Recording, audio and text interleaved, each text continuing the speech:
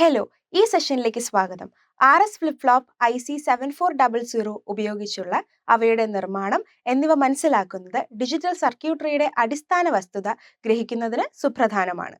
ഈ അടിസ്ഥാന കാര്യങ്ങളിൽ വൈദഗ്ധ്യം നേടുന്നത് ടൈമറുകൾ മുതൽ അഡ്വാൻസ്ഡ് കമ്പ്യൂട്ടിംഗ് സിസ്റ്റങ്ങളുടെ വരെയുള്ള വിവിധ ഇലക്ട്രോണിക് ഉപകരണങ്ങളിൽ സങ്കീർണമായ സർക്യൂട്ടുകൾ രൂപകൽപ്പന ചെയ്യുന്നതിനുള്ള അടിത്തറയിടുന്നു. ലക്ഷ്യങ്ങൾ.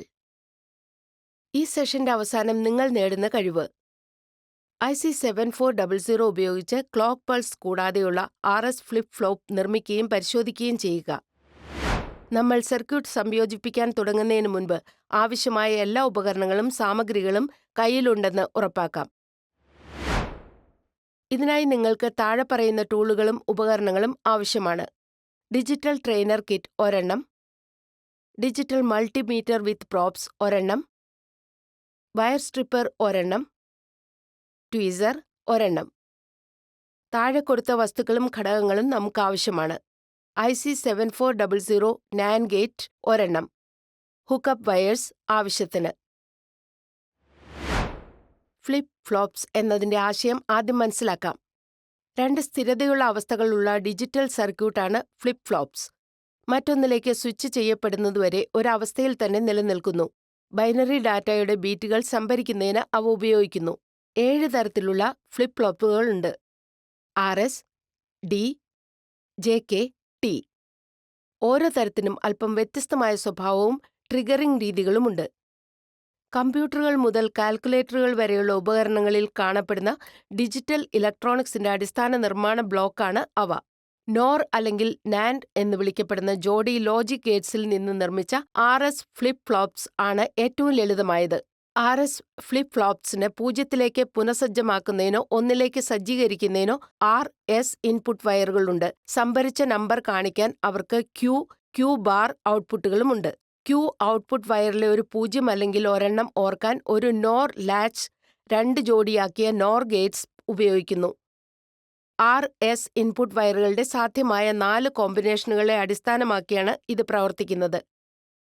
അതുപോലെ ഒരു NAND ലാച്ച് 0 1 ലാച്ച് ചെയ്യാൻ ജോഡിയാക്കിയ 2 NAND ഗേറ്റ്സ് ഉപയോഗിക്കുന്നു.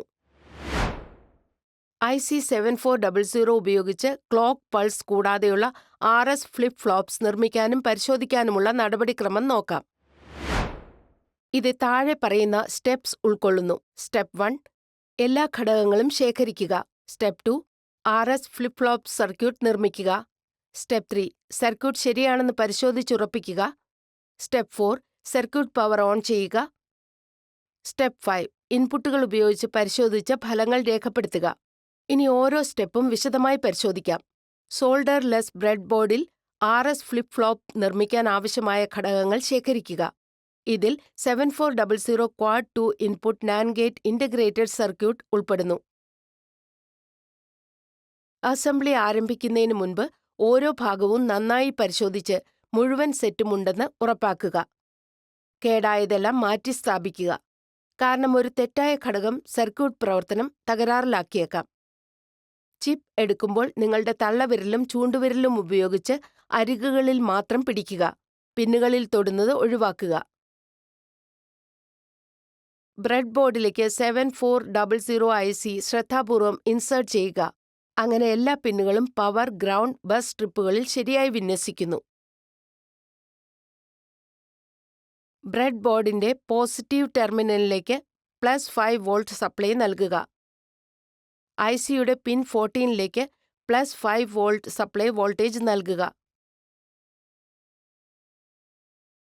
കൂടാതെ ബ്രെഡ് ബോർഡിന്റെ നെഗറ്റീവ് ടെർമിനലുമായി ഗ്രൗണ്ട് ബന്ധിപ്പിക്കുക. IC700ന്റെ പിൻ 7 ഗ്രൗണ്ടുമായി ബന്ധിപ്പിക്കുക. IC7400ന്റെ 1, 2 പിൻ ഒരുമിച്ച് യോജിപ്പിച്ച് സ്വിച്ച് S1മായി കണക്ട് ചെയ്തിരിക്കുന്നു. ഇത് S ഇൻപുട്ടായി അടയാളപ്പെടുത്തിയിരിക്കുന്നു. കൂടാതെ IC7400ന്റെ 4ാമത്തെയും 5ാമത്തെയും പിൻ ഒരുമിച്ച് യോജിപ്പിച്ച് സ്വിച്ച് S2യുമായി കണക്ട് ചെയ്തിരിക്കുന്നു. ഇത് R ഇൻപുട്ടായി അടയാളപ്പെടുത്തിയിരിക്കുന്നു. 7400 ICയുടെ ഇൻപുട്ട് പിൻ 9മായി 3rd പിന്നിൽ നിന്ന് ലഭിച്ച ഔട്ട്പുട്ട് നേരിട്ട് കണക്ട് ചെയ്തിരിക്കുന്നു. ആറാമത്തെ പിന്നിൽ നിന്ന് ലഭിക്കുന്ന ഔട്ട്പുട്ട് യഥാക്രമം IC7400 ഇൻപുട്ട് പിൻ 13 നേരിട്ട് കണക്ട് ചെയ്തിരിക്കുന്നു. IC7400 അന്തിമ output Q pin number 8 cross coupled feedback connection രീതിയിൽ ഇൻപുട്ട് പിൻ 12 കണക്ട് ചെയ്യുക.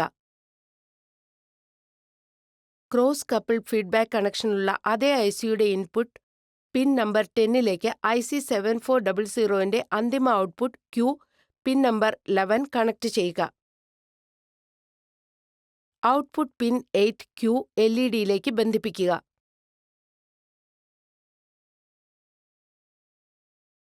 Output pin 11Q bar LED ബന്ധിപ്പിക്കുക.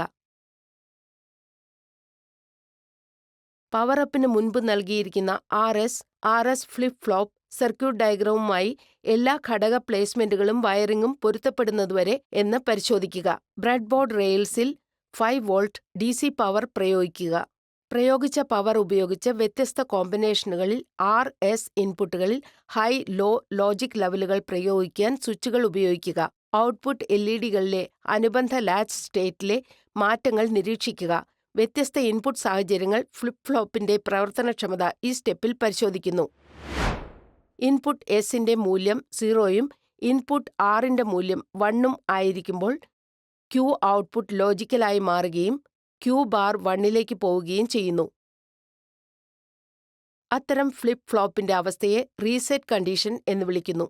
രണ്ട് ഇൻപുട്ടുകളും S-ഉം R-ഉം 0 ആയിരിക്കുമ്പോൾ അത്തരമൊരു സാഹചര്യത്തിൽ രണ്ട് ഔട്ട്പുട്ടുകളും Q ബാർ അവയുടെ മുൻപത്തെ അവസ്ഥയിൽ തന്നെ നിലനിൽക്കും. ഇപ്പോൾ ഔട്ട്പുട്ടിൽ മാറ്റമില്ല.